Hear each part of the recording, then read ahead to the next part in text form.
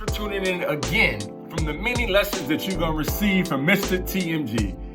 I am the marketing guru, here to bring you some revelation for your situation, not just information. So if you want to learn more lessons on different topics and subjects for you to develop and build your mind, go to my YouTube channel, Ron Harness, I am TMG. Look me up on Instagram and follow me, Ron Harness, I am TMG. Click the subscribe button so that you will receive every new teaching, training, video, motivation that I put out. I want you to be the first one to receive it. So go do it right now.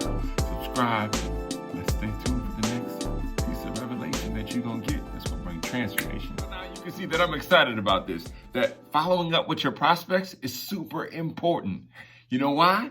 Because they say it in the marketing and sales industry, the fortune is in the follow-up. And I believe that's true because most people don't follow up at all, at least not as professionals. Now, one thing you need to understand is this. There's some concepts to following up. And here's concept number one. Follow up is doing what you said you would do. If you say you're going to call at a specific time, then guess what, God darn it? Call at that specific time. This profession is full of people that get excited all 1 minute, and then the next minute, they're MIA, missing in action. See, run your business through a physical or electronic calendar. Be that person that does exactly what you said you're going to do. People will respect that. See, people also respect the person who values their own time. Remember this, if you say you're going to follow up at a specific time or in a specific way, either do it or reschedule way ahead of your appointment. Concept number two, the only reason to have an exposure is simply to set up the next exposure. See, when I first got started, I would conclude every exposure by saying, "What do you think?" No one told me that was one of the worst things you could actually do. It felt like a natural thing to say, but my results were horrible. So I asked one of my early mentors for help, and he said, "Ron, the only reason to have an exposure is to set up the next exposure." That blew my mind. I thought the reason to have the exposure was to get the person signed up. He went on to explain to me that if you finish each exposure by setting up the next exposure, the prospect would eventually become educated on the opportunity or the product and make an informed decision. See, the goal in my mind changed from getting the prospect on the first or second exposure to keeping the prospect alive by setting up the next follow-up and then the next follow-up exposure and then the next into the next until they made the decision. See, when I made this very small improvement, my results improved dramatically.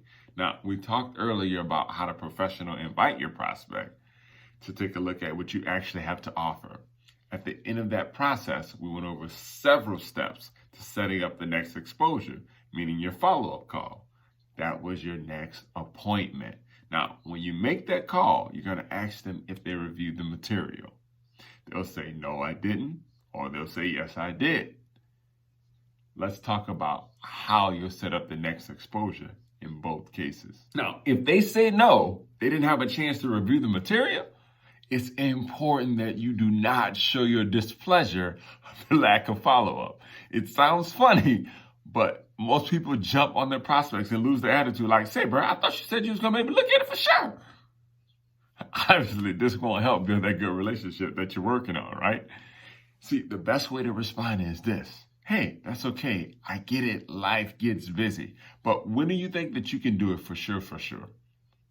Now, you probably say like, "That may be a little much, but listen, I use this several times and I do this because it works." In any case, use whatever language you want, but I usually like, "For sure, for sure." Like, when you going to be able to do it, like, "For real, for real." For sure, for sure, for real, for real. It doesn't matter. Once you have the commitment and the date and the time for the next call and the next exposure, hang up and then call them when you said you would. Now, if you call them at the scheduled time and they still haven't reviewed the information, don't lose your attitude again. Just repeat the process until they do. Remember, they're setting up the appointment, and remember, you're being the professional and following up like you said you would. Now, if you call them and they say yes, they finally reviewed it, then you're going to ask them a few intelligent questions. First, you're not going to say, "What do you think?" That's just invites the critical part of the prospect's minds to come up with objections just to try to sound smart. The best follow-up question that I've ever used is, "What do you like best?" I know, it's simple, right? See, this question will take you in a very positive direction. It will give you the clues as to which the level of their interest. Now, if they say the product, your next exposure will be product related.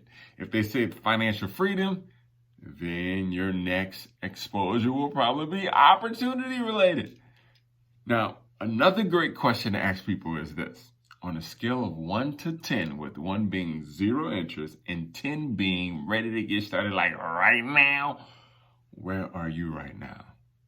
Now, with this question, anything over 1 is good. It says that they have some interest.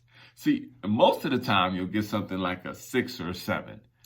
But no matter what number they give you, all you're going to do is ask them, how can you help them get to a higher number? Now, usually their answer is going to go along the lines of something like, "What do you like best?" But if the answer is very positive and the number is really high, you can go directly into your closing process. And I'll go over that in the next video. Now, if it's not an obvious green light, then simple. Schedule the next exposure. They might want to really understand the compensation plan. So you set up a time to get together and go over it. The next exposure. They might want to talk with their spouse or significant other. So you send them some material that they can share with the spouse.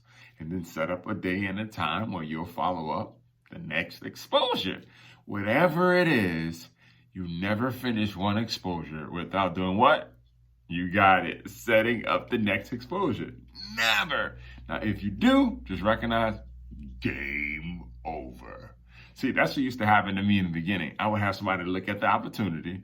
When they've done that, I'll say, "So, what do you think?" They usually mumble something like, "Oh, I'll let you know. I'll get back to you. Oh, I need to think about it." And boom, they disappear. And see, when I tried to call them back, I kind of felt like I was bothering them. Everything about it felt uncomfortable. But once I changed to never finishing one exposure without setting up the next one, everything changed for the better. I was being professional. I was in control. The prospect had more respect for me and my opportunity. All of this happened from this one small change in my mentality. It's an average of 5 to 7 exposures for the average person to join. Now, when people don't understand that the only reason for an exposure is to set up the next exposure, they put too much pressure on their prospects and themselves. In the "some will, some won't, so what next" mentality of marketing, people hammer on a person once. And if that person doesn't join or sign up right away, they move on it and they never follow up.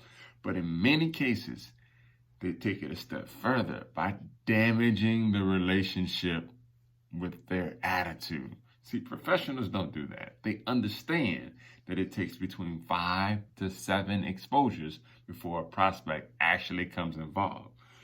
Their goal is education and understanding. It's hard to educate people in one exposure, so they take it from exposure to exposure to exposure, knowing that it'll eventually sink in. And through this process, they build a stronger relationship with the prospect. See, they strengthen the friendship that truly helps build trust, and people enjoy working with people that they like, don't you?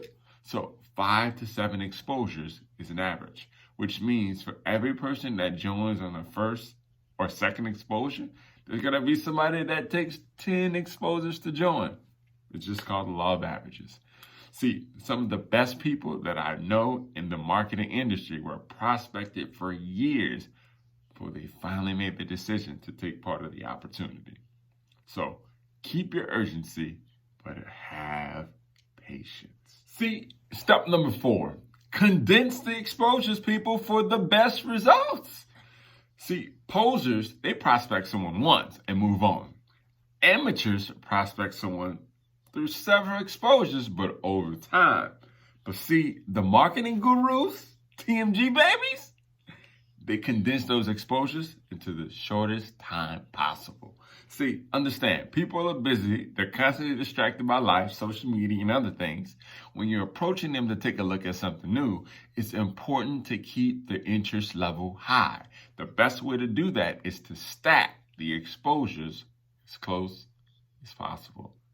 See, if you go slow, you might have them check out a video, and then a few weeks later, listen to a conference call, and then a month later, have them attend an event or a webinar, and then another month later, you might invite them to another three-way phone call with you and another person.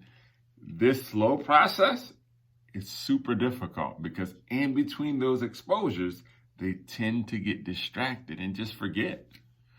It can almost be like starting over every single time. Now, on the other hand, you can have them check out a video, then join a conference call, then try the product, and then get on a webinar, and then participate in a three-way call, and then come to a live event. Or whatever combination of exposures you really want to use in your company or with your specific situation. If you do that all within the first week, you give them an opportunity to really think about how this opportunity can truly change their lives.